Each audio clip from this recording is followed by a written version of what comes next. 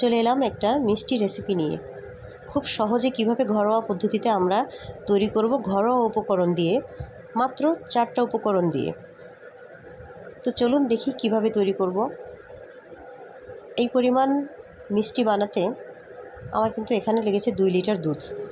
Full cream 2 litre দুধকে ছানা করে আপনাদের আলাদা করে রেখে দিতে হবে হাফ হাফ করে।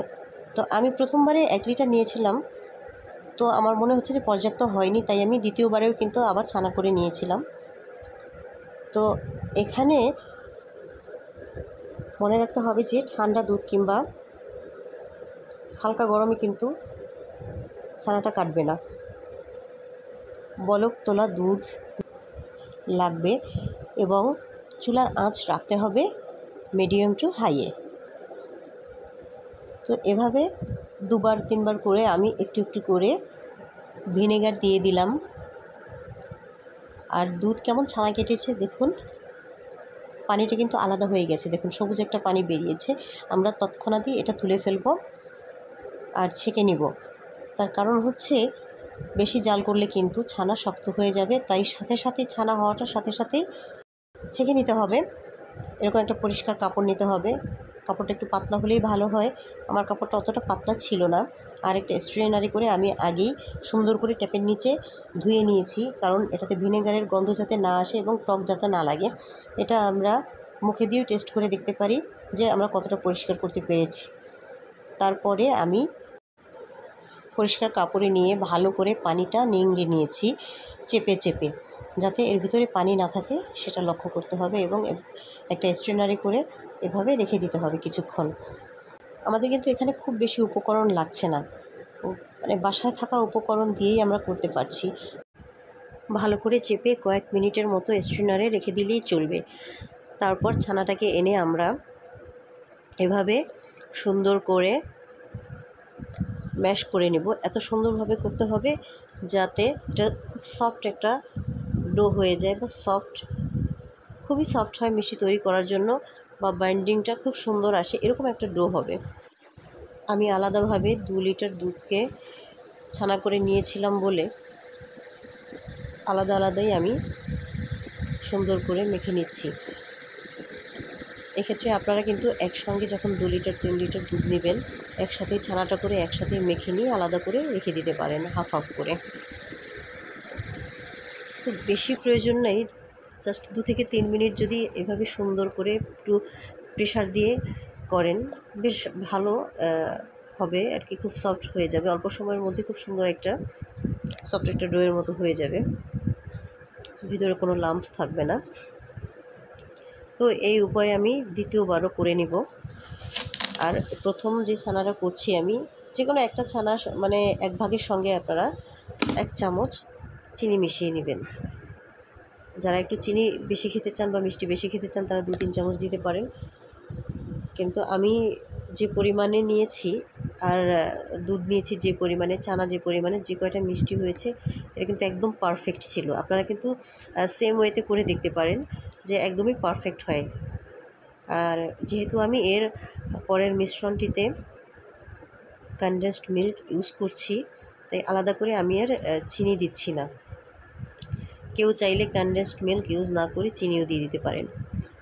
তো প্রথম ছানাটুকু আমাদের মাখা হয়ে গিয়েছে এবং সেখানে আমরা ওটাকে রেখে দিব, ভেজা ন্যাকড়াটা দিয়ে একটু ঢেকে রেখে দেবো। আর দ্বিতীয় ছানাটাও খুব সহজে তাড়াতাড়ি এভাবে আমরা ম্যাশ করে নিয়ে সুন্দরভাবে একটা ডোয়ের মতো তৈরি করে ফেলছি। মানে যখন আর কি ওটা ডোয়ের মতো হয়ে আসবে যে এরকম, তখন মনে হবে যে মিষ্টি তৈরির জন্য মোটামুটি কিন্তু পারফেক্ট হয়ে গিয়েছে। এভাবে ভেজা ন্যাকড়াটা দিয়ে এটা আলাদা করে রেখে দিলাম, যাতে এটা বাতাস লেগে ড্রাই না হয়ে যায়। এদিকে আমরা একটা প্যানে একদম লো আঁচে যে ছানাটা পরে করেছিলাম ওটা দিয়ে দিলাম।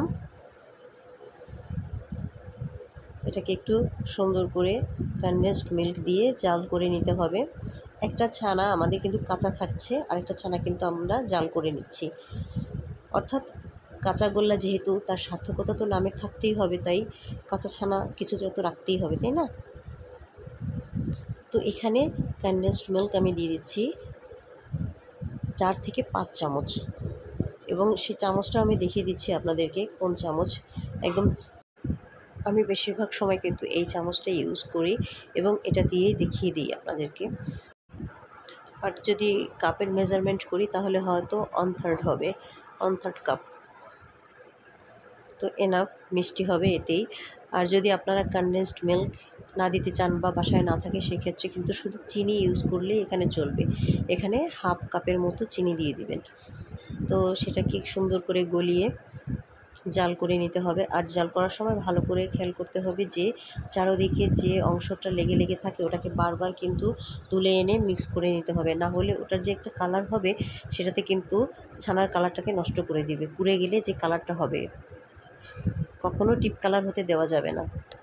এই সময় নাড়ার উপরেই থাকতে হবে, এবং ছানাটা যখন এরকম প্যানের গা ছেড়ে ছেড়ে আসবে, এভাবে হালকা একটু শক্ত হয়ে যাবে এবং গা ছেড়ে ছেড়ে আসবে, ওই মুহূর্তে আমরা ছানাটা তুলে নিব। আর সবসময় খেয়াল রাখতে হবে ননস্টিক প্যান অথবা মার্বেলের প্যানে নিতে হবে, এবং ছানাটা গরম থাকতে থাকতেই আপনার আরেকটা কাঁচা ছানা যেটা আমরা রেখে দিয়েছিলাম একটা ভাগ, সেটার সঙ্গে এভাবে মিশিয়ে নিতে হবে, এবং খুব তাড়াতাড়ি করে অনেক সুন্দর করে কিন্তু মিশিয়ে নিতে হবে। এটা বুঝতেই পারছেন যে সম্পূর্ণ এখন দুটো কিন্তু আলাদা ছানা, তাই ভালোভাবে মিশিয়ে নিতে হবে। এবং এরকম করে নিলে অত্যন্ত সুন্দর একটা বাইন্ডিং চলে আসবে, মিষ্টিগুলো সুন্দর গোল হবে এবং ভালো একটা বাইন্ডিং হবে, দেখতেও সুন্দর হবে। আর গরম থাকতে থাকতেই এই ছানাটা দিয়ে আমরা মিষ্টিটাও তৈরি করে ফেলবো। ঠান্ডা হয়ে গেলে কিন্তু অনেক সময় এই রাউন্ড শেপটা অনেক সময় দেওয়া যায় না, ছিঁড়ে ছিঁড়ে আসে, ফেটে ফেটে যায়। তো অবশ্যই আপনারা চেষ্টা করবেন যে গরম থাকতে থাকতেই করা। আর পাশে দেখেন নিয়েছি আমি গুঁড়ো দুধে গড়িয়ে নিব। এখানে আপনারা মাওয়া নিতে পারেন গুঁড়ো দুধের পরিবর্তে, গুঁড়ো দুধও নেওয়া যায়, মাওয়াও নেওয়া যায়। তো আমি এভাবেই একটু গড়িয়ে নিচ্ছি, হাত লাগাচ্ছি না, তার কারণ হচ্ছে হাতে লেগে গেলে আবার পরের মিষ্টিটা তৈরি করতে অসুবিধা হয় একটু। তো এজন্য গড়িয়ে নিচ্ছি, আপনারা চামচ দিয়েও মিক্স করে নিতে পারেন। দেখুন কি সুন্দর একটা শেপ চলে এসছে, একদম খুব সুন্দর রাউন্ড। আর এই ছানাটুকু দিয়ে কিন্তু এখানে আমাদের এই যে 6টা বড় বড় মিষ্টি হচ্ছে, আর ছোট হচ্ছে 2টো, বেশি হয়নি, 8টা হয়েছে। আপনারা যদি এর চেয়ে এই ছোটো সাইজটা করেন, আমার এখানে যে 2টো করেছি ছোট, এই সাইজের করলে হয়তো বা আরও পরিমাণটা বাড়বে, আরও কিছু হবে, এটা তো বুঝতেই পারছেন। আর যত ছানা নেবেন তত বেশি মিষ্টি হবে, এটাই স্বাভাবিক। সবসময় ফুল ক্রিম দুধ নেওয়ার চেষ্টা করবেন, তাহলে বেটার হয়। ফুল ক্রিম দুধে ছানাটাও ভালো আসে। আমি দেশি গরুর দুধ নিয়েছিলাম, ছানা কিন্তু বেশি হয়নি তাতে। তো দেখুন এভাবেই হয়ে গেল আমাদের পারফেক্ট কাঁচাগোল্লা। ভীষণ সুন্দর কিন্তু হয়েছে এবং খেতেও বেশ ভালো হয়েছে, আর বাইন্ডিংটাও সুন্দর হয়েছে। এভাবেই আপনারা যদি তৈরি করেন, আমার মনে হয় না যে প্রত্যেকটা টিপস যদি ফলো করে আপনারা তৈরি করেন পারফেক্ট হবে একেবারে, এটা আমি নিশ্চিত। তো যদি এই ছোট রেসিপিটা আপনাদের ভালো লাগে, অবশ্যই একটু লাইক, কমেন্ট অ্যান্ড শেয়ার করবেন, আর এই চ্যানেলটিতে সাবস্ক্রাইব করতে ভুলবেন না, কেমন? জাস্ট ফর ডেকোরেশন আমি কাপ কেকের মোল্ডে রেখেছি, আপনারা যে কোনো পাত্রে রাখতে পারেন এবং তার উপরে ছড়িয়ে দিতে পারেন স্যাফরন ও বাদাম কুচি। একটা মিষ্টি আমি এখানে আপনাদেরকে কেটে দেখাচ্ছি, দেখুন কীরকম পারফেক্ট হয়েছে, খেতেও ভালো হয়েছে। আর আমি আশা করব যে আপনারা অবশ্যই বাসায় এটা ট্রাই করবেন, আর ছোটো বড়ো সবাইকেই খুব সহজেই মিষ্টি মুখ করাতে পারবেন।